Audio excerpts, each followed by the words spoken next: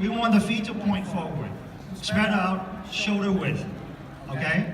This one I'm not gonna help you because you can't move. This is too static. Shoulder width, toes point forward, on the ball of the feet, and knees bent. This is the killer here, okay? This is the number one problem. Bend the knees the whole time, okay? All right, life is very simple that way.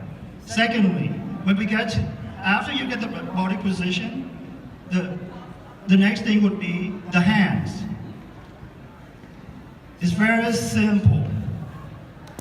The ball is round. We don't want to catch the ball like we're doing football or rugby. We got that? All right. So we want the hands from the chest, when the ball from the chest up. We want the hands in a curved position, fingers up in the sky. It won't be a good thing to show the finger to a shot coming into you because you'll break your fingers. So fingers up, show the edge of the hand curve, index finger together, and thumb together. Make a basket. So whether the basket is in front of you, high or side, always a basket. We got that? Like this guys were demonstrating. Okay? Then the second concept is when the ball is low, from the navel down, same thing, a basket, but this time the fingers point to the ground. Okay? Pinky together. And this is how you will make a protected web for the ball to roll into the body. Okay. So now we're going to show you some of the pitfalls that are a common mistake that we usually see. So Mary over here is a pretend goalkeeper. She's actually a striker. And for your record, as a 19-year-old, she's actually an advanced coach. All right? So we found her at one of the advanced classes and we adopted her. Okay? So she's never a student at this program. So we just use her as, well, lack of a better word, a dummy, you know what I'm saying? And she's actually played college soccer on a scholarship. So, yeah, that's what kind of players that we can develop. So first of all, the so-called alligator. We don't want to do the alligator, okay? So that, do one more time, do a couple of times, okay? So we don't want to do that. And then the second thing is a sandwich, okay? Come on, hit her nose, she likes it. Come on, Angelica. Okay, so sandwich is not, we're not making sandwiches here. All right, next thing is a baseball catch. We don't want to do that either, okay? So they catch one hand on the back, one hand in the front. We don't want to do that, okay? All right, as far as ground ball, almost the same concept. The sandwich, okay? Sandwich is no good, okay? We want to get the body behind the ball and as a secondary insurance. So if the hands can't get it, the ball the body probably will get it. And then the baseball catch. Okay? One hand in the front, one hand in the back. The danger of the one hand in the front and one hand in the back is you expose the front hand to injury. Okay? So we don't want to do that. We want to hide behind the ball. All right. I think that's good. All right. Trainers, can you guys go through different exercises? Come on.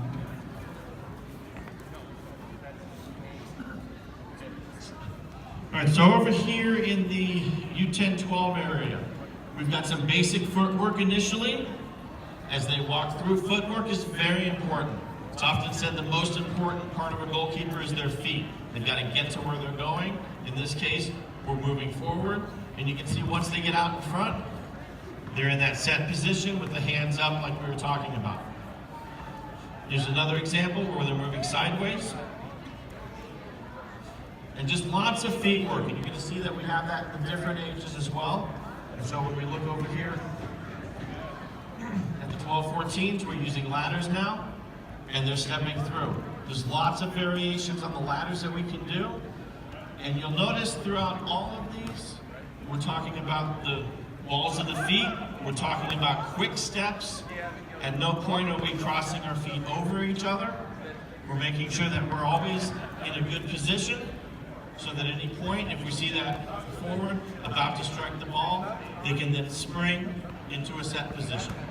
And so it's always about quick motions on the balls of their feet.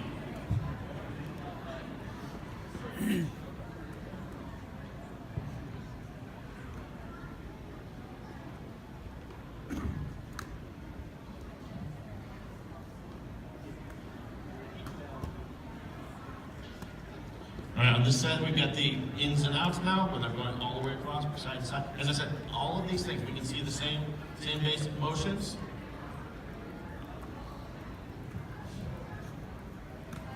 There we go, and then when they come up, and then they turn. We can throw the ball from different directions. All of this is agility based.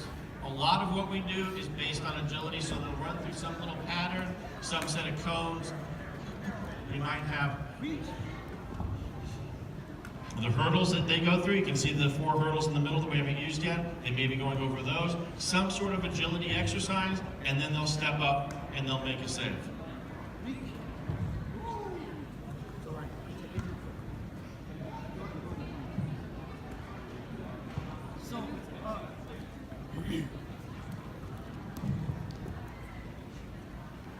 With a more advanced group over here, we will exaggerate the side to side. We can always get the body behind the ball.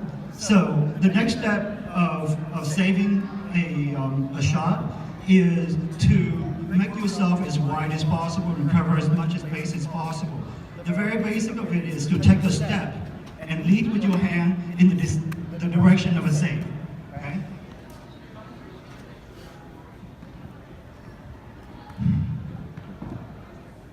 Then the last step is when you propel to get more coverage. All right. Now, we can see the players over here and over there especially, they're on their feet, they're making the dives. Let's break that down. Let's show you how we initially teach that. All right, so we start from a collapse and we work forward. So if we've got these players here, we can see them in just a basic position. We're sitting on the floor, and then we'll roll the ball out to them like this.